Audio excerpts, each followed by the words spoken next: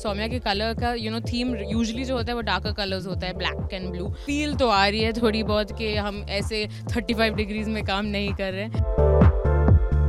All we can do is थोड़ा अपने आप को हाइड्रेटेड रखते हैं, खाना कम खा रहे हैं हम, ताकि इतने हैवीनेस ना फील हो। लकीली मेरे लिए मेरे कैरेक्टर के कपड़े ऐसे होते हैं जिनमें मुझे गर्मी में तपना नहीं पड़ता। गर्मी बहुत है, कोशिश कर रहे हैं कि हम अपना मूड ठीक रखें, लेकिन अभी मई का महीना बाकी है, तो अब तो है टाइम, अभी हमें झेलना तो पड़ेगा। होपफुली जब जून जुलाई आएगा और बारिश आएगी हम ये सब भूल जाएंगे।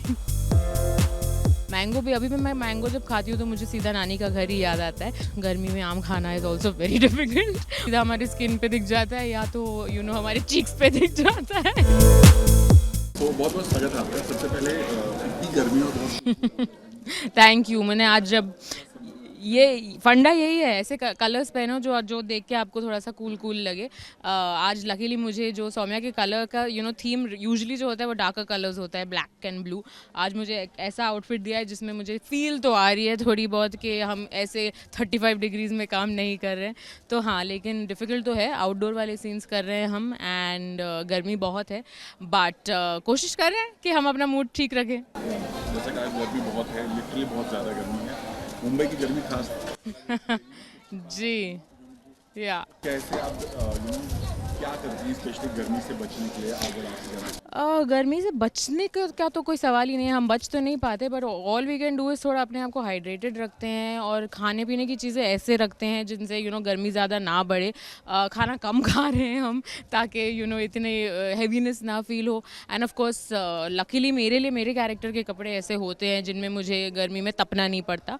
सो we are just about managing. बीच बीच में अभी मैं स्पॉट दादा को कह रही थी कि मुझे नींबू पानी या कुछ ठंडा दे दें, एंड अपना छोटा सा पंखा लेके घूम रही हूँ। सो छोटे छोटे टैक्टिक्स हैं, लेकिन अभी मई का महीना बाकी है, तो अब तो है टाइम, अभी हमें झेलना तो पड़ेगा, बट होपफुली जब जून जुलाई आएगा और बारिश आएगी हम ये सब भूल जाएंगे। बट जैसे आपने बताया बचने के लिए बहुत कुछ करते हैं, चूँकि आपको भी लिखना है तो वो चीज़ें ऐसी कुछ प्रॉब्लम ना हो, तो स्किन और आंखों की केयर कैसे होती है? जी, स्किन केयर के लिए तो जो है हमारे रूटीन, वो तो हम चाहे जितना भी थका हुआ फील हो घर जाने के बाद, वो हम फॉलो करते ही हैं। Under I is a big problem, क्योंकि हम स्क्विंट करते हैं धूप में, जिसकी वजह से आइज़ के नीचे रिंकल्स आते हैं।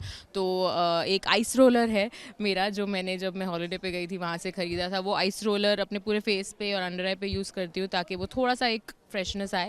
एंड बहुत सारी चीज़ें हैं, क्रीम्स है वगैरह वगैरह, फेस पैक्स है, मम्मी के नुस्खे हैं, जो फेस पैक्स कूलिंग है, वो सब जब जब टाइम मिलता है वो यूज़ करते हैं, और स्किन केयर रूटीन से बच नहीं करते। घर जाके मेकअप निकालने का एक 40 मिनट का प्रोसीजर होता है, निकालना, एक क्रीम दूसरा क्रीम, ये वो सब करके सोना पड़ता है, सो दैट ये धूप हमें ज़बरदस्ती की एजिंग ना दे दे। सो बस कोशिश जारी है, एंड आई होप हम किसी भी तरह मैनेज करें।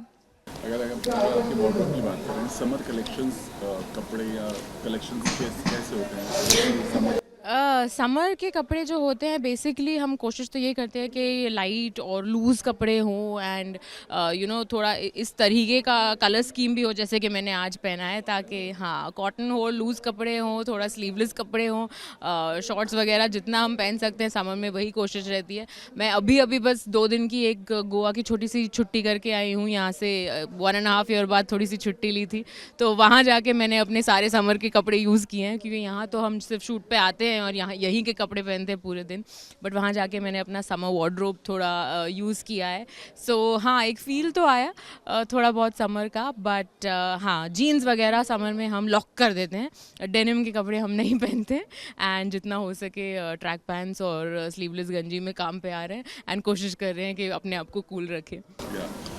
गर्मियों में सबसे बड़ी हमारे बचपन की जो जुड़ी यादें होती हैं समर की, आपकी कुछ स्पेशल यादें हैं जो कभी नहीं भूल पाते? मेरे गर्मियों की स्पेशल याद होगी, एक मेरी मम्मी मुझे वो बना के देती थी, एक कोक फ्लोट बोलते हैं उसे, जिसमें आधा ग्लास चिल्ड कोक या पेप्सी होता है, और उसके ऊपर एक बड़ा वनीला आइसक्रीम का स्कूप, और वो मुझे मतलब बहुत मुश्किल से मिलता था, बिकॉज बच्चों को तो सॉफ्ट ड्रिंक्स अलाउड नहीं है, तो बहुत प्लीज़ प्लीज़ प्लीज़ बोल के महीने में एक बार मम्मी मुझे वो एक कोक फ्लोट बना के पिलाती थी, जो अभी भी मैं अगर टेस्ट करूँ तो मुझे सीधा अपने बचपन की याद आती है। और कभी कभी डाइट वाइट भूल के वंस इन अ वाइल मैं अभी भी वो बनाती हूँ, जस्ट एक नॉस्टैल्जिया फ्लेवर के लिए। सो आई थिंक समर में वो, और बीच पे जाके, सिंस मैं बॉम्बे की ही हूँ, तो बीच जाते थे और गोला वगैरह खाते थे। अब जो सारी चीज़ें जिनको देख के हम आंखें बंद कर देते हैं बचपन में, वो और एक वो पेप्सी कोला रोड पे मिलने वाला बड़ी ही चीज़ें जो अब हम बहुत डर डर के मतलब देखेंगे भी नहीं, वो सब आई थिंक बचपन में किया है बॉम्बे में रह के। सो आई थिंक वही है समर के मेन मेमोरीज। और स्पेशली जब स्कूल की छुट्टियां होती थी, नानी के घर, जी गेम्स बहुत सारे। जी। मुंबई में है चूंकि तो आम। हाँ हाँ हाँ, मैंगो भी। अभी भी मैं मैंगो जब खाती हूँ तो मुझे सीधा नानी का घर ही याद आता है, बिकॉज़ मेरी नानी का टिपिकल एक पंजाबी घर था। जैसे लंच ख़त्म होता है तो पहली चीज़ अभी बस अब एक आम काटो, लंच के बाद का एक रूटीन होता था। तो अभी भी मैं इनफैक्ट बस 2 दिन पहले अपनी नानी को यही कह रही थी कि जब मैंगो सीज़न आता है मुझे वही याद आता है, आपका पुराना वो घर एंड एक हमारा आम खाने का रूटीन। बट गर्मी में आम खाना इज़ ऑल्सो वेरी डिफ़िकल्ट, और स्पेशली हम एक्टर्स के लिए सीधा हमारी स्किन पे दिख जाता है या तो हमारे चीक्स पे दिख जाता है। सो मैंगो भी बहुत मुश्किल से खाने मिल रहा है, थोड़ा थोड़ा सा सूंघ के ही बस हम आ जाते हैं। बट या एक मैंगो की भी मेमोरी है, नानी के घर की भी मेमोरीज़ है, और जो एक पापा को कन्विंस करके कहीं समर हॉलीडेज़ में कहीं ना कहीं तो जाना ही होता था, तो वो सब बहुत ही प्रेशियस मेमोरीज़ हैं जो अब हम नहीं कर पाते, अब हम सिर्फ धूप को झेल रहे हैं। यादें रह गई। जी। बट अगर मौका मिले, जैसे आपने बोला गोवा गई थी, बट अगर मौका मिले तो कहाँ जाना पसंद करें? इंडिया में तो मेरा यही वन स्टॉप शॉप है गोवा, क्योंकि मुझे ऐसा लगता है कि 40 मिनट्स की फ़्लाइट होती है, यहाँ पे छुट्टी तो मिलती नहीं है 2 दिन से ज़्यादा। 2 दिन भी अब वो जाके मिली मुझे 1 साल बाद, तो आई थिंक वो सबसे ज़्यादा कन्वीनियंट होता है। वहाँ भी गर्मी बहुत थी।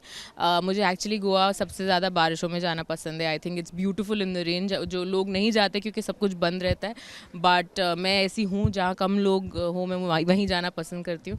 तो एक्चुअली मॉनसून में Goa is my favourite with in India, but अब टाइम था तो अब मैं 2 दिन जाके आ गई।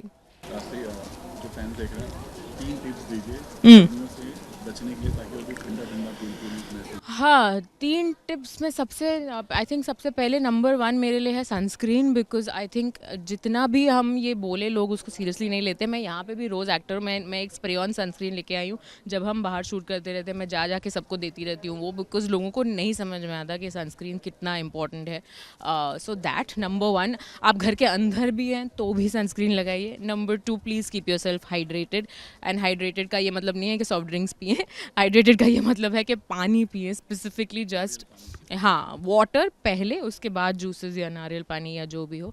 I think that would be it. And I think number 3, more than anything else, I think more than anything else, अपने कपड़े, अपने कलर स्कीम्स, अपने आप को कूल रखने के लिए वो लूज़ कपड़े, and of course sunglasses तो है ही, जो मैं मेरी डोमेटोलॉजिस्ट ने मुझे बोला कि घर के बाहर ही मत निकलो। अभी मैं खड़ी हूँ यहाँ पे और मुझे याद आया मुझे भी पहनने चाहिए, बिकॉज इट्स वेरी इंपॉर्टेंट आपके अंडर आई एरिया के लिए एंड रिंकल्स अवॉइड करने के लिए। तो ये बेसिक से ही टिप्स है, अगर आप यही कर लोगे तो भी थोड़ा बहुत बच जाएंगे। Thank you so